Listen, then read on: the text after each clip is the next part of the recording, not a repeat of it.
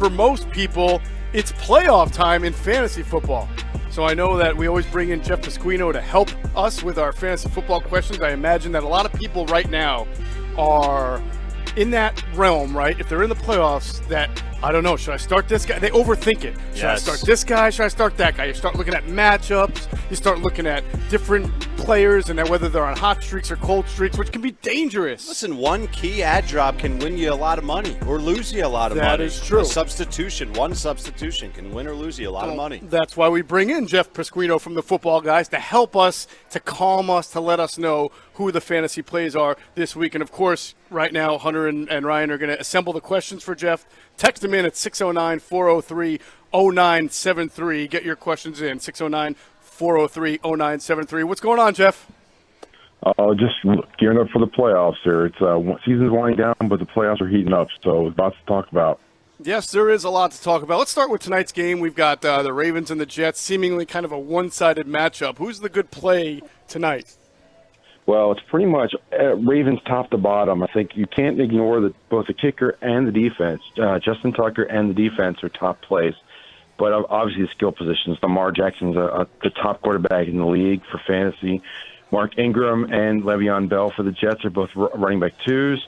You got Hollywood Brown as a wide receiver 3 for the Ravens. Robbie Anderson and Crowder are wide receiver 3s for the Jets are going to have to throw.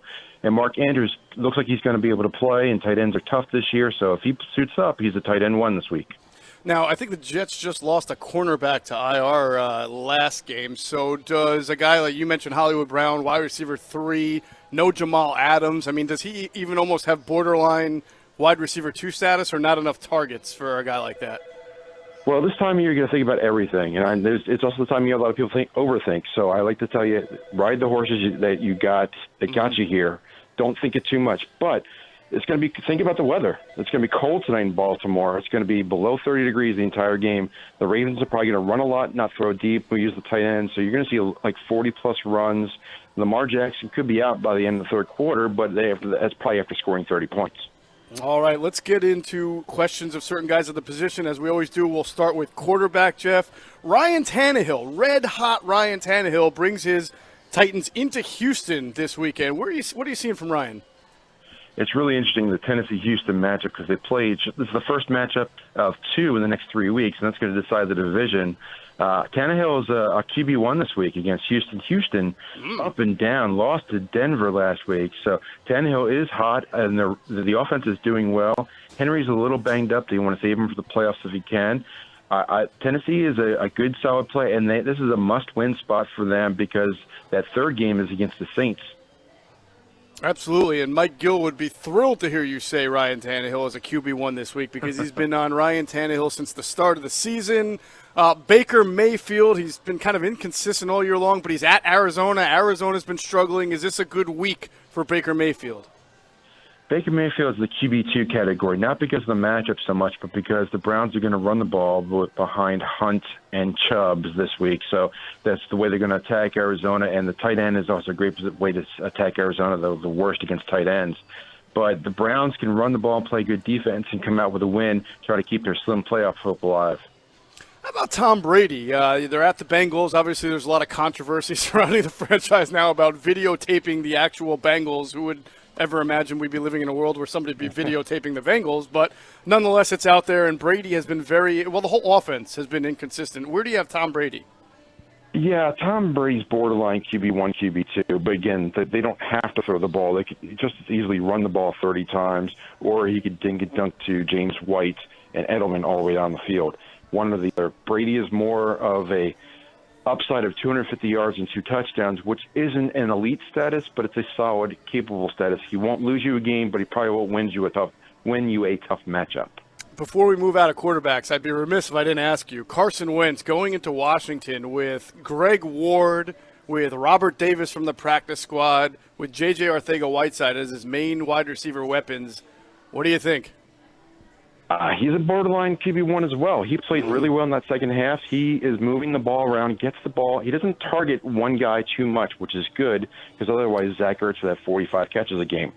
I think he's going to dump the ball off to his backs. He's going to get it to Goddard. He's going to get it to some guys you never heard of, who are going to be active this week. But Greg Ward, J.J., Ortega-Whiteside, those guys will help him out. I think Wentz could run the ball as well, but they really must win that game to set up that matchup next week with Dallas. All right, moving on to running backs. Aaron Jones had a tremendous year for the Packers, running, catching the ball. They are playing the Bears this week, and Bears defense is always one that makes people go, So what do you do with Aaron Jones this weekend? I like him as a running back one, and Jamal Williams shouldn't be left off the table as a flex. Again, weather is going to be an impact this week. Cold game in Baltimore. Green Bay, Chicago is going to be below 20 degrees. You got cold weather in Kansas City, Washington, Cincinnati, and Pittsburgh all this week. So that's going to emphasize more defense, more ground game. That's what Green Bay is going to rely on. I think it's going to be a tough matchup for both, but Green Bay really needs that game to stay ahead. I think they win that game at home. I think it's their final home game of the year, and they're going to run the ball first and play some defense. Jeff, Phillip Lindsay has had a strange year. He started off as their main running back, lost snaps along the way to, I believe, Royce Freeman, and then kind of regained them. So where does he stand right now in the Broncos committee, and what kind of play is he against the Kansas City defense? He's the number one guy because he's their best receiver, and he's a solid running back. And he's much more effective now in space because Drew Lock is creating space because defenses are respecting the passing game, so they can play a more balanced offense. Against Kansas City, they're going to score a lot of points to try and keep up. I think Lindsay's a running back too with some upside, and he could find the end zone this week. Marlin Mack should return for the Colts from the, I think it was a broken wrist or broken hand that he had. They're at New Orleans, which just gave up a truckload of points last week to the 49ers. Do you like Marlin Mack this weekend? Yeah, he's definitely due. I think he was back a little bit last week too, but he's definitely going to be the starter this week. He's more of a flex option. That is a tough matchup. That is the Saints' last home game for the year. I think Mack is more of a flex play, but I like him based on volume. He's going to get a lot of touches for the Colts. Probably see the ball about 20 times. All right, Darius Geis out for Washington again, and Adrian Peterson steps back into the prominent role against an Eagles defense that doesn't always travel well.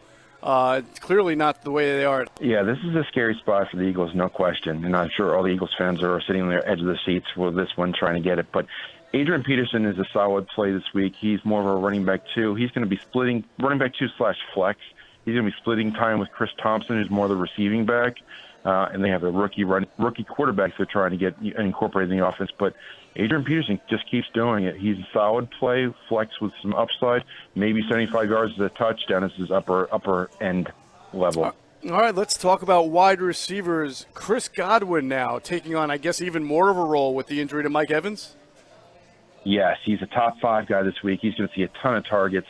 The question there for them is quarterback, Jameis Winston.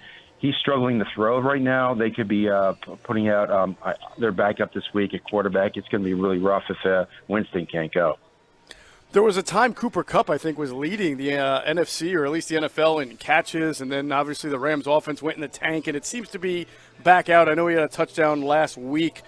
Is it safe again to start Cooper Kupp? It is. Woods and Kupp are both wide receiver twos, high-end wide receiver twos with some upside. Now that Cooks is back, and they've got Higbee at tight end, which is a great pickup if you need a tight end. They're mixing the ball around. They're getting the good offense on run and pass. That's a must-win for the Rams this week. I think Kupp and Woods and Higbee are all startable for the Rams this week. Emmanuel Sanders threw a touchdown for the 49ers last week, and now he goes up against an Atlanta Falcons team that tends to give up a lot of touchdowns. Do you like Emmanuel Sanders against the Falcons? I think he's a solid wide receiver 3. I think that was last week was obviously a much higher end performance than most everybody can expect. But 75 yards, 6 or 7 catches, maybe a touchdown. That's about where Emmanuel Sanders can be.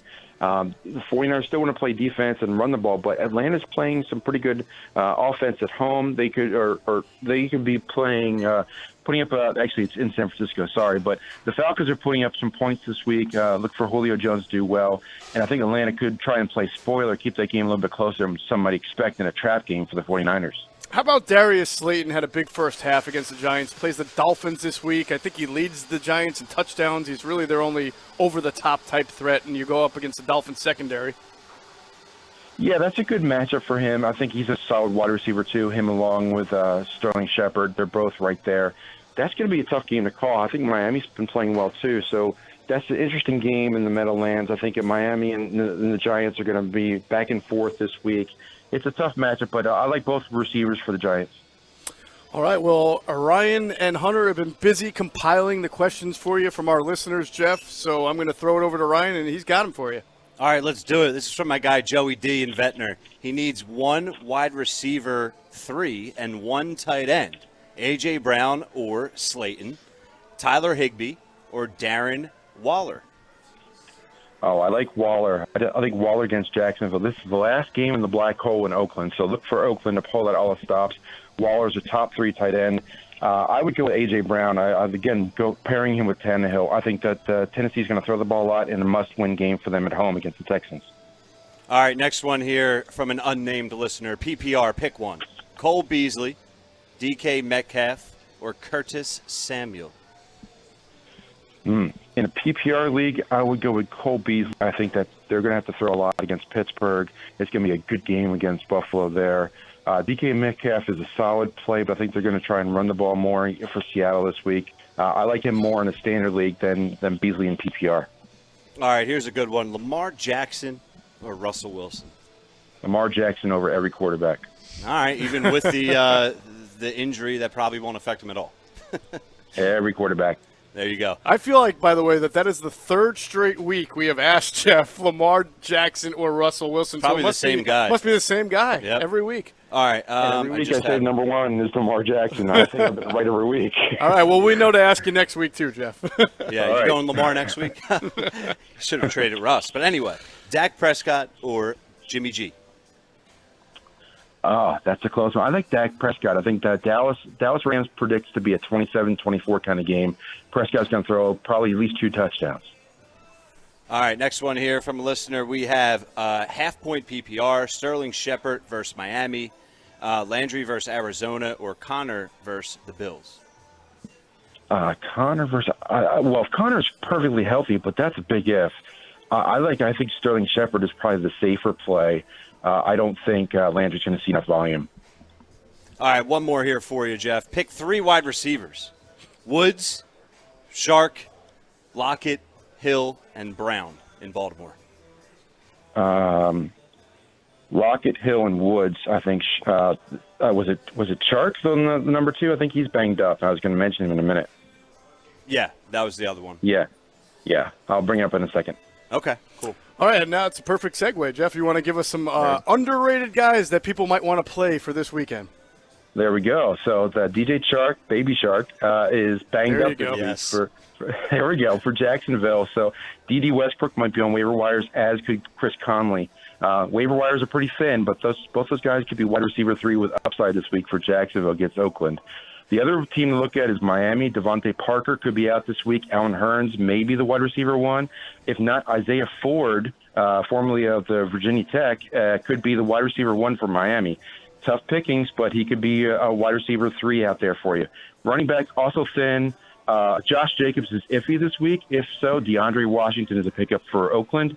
Also, either running back for Cleveland and also Raheem Mostert at San Francisco. He's the running back 1 now. He's the guy to have. And lastly, I mentioned tight end Tyler Higbee has been doing really well for the Rams. If you need a tight end, pick up Tyler Higbee, and don't be afraid to start him this week. All right, there you have it. That's why we bring him in. Jeff Pasquino from the Football Guys, letting us know who we should start, who we should sit every week in fantasy football. Thanks a lot, Jeff. We'll talk to you again. All right, good luck, everybody, and enjoy the games.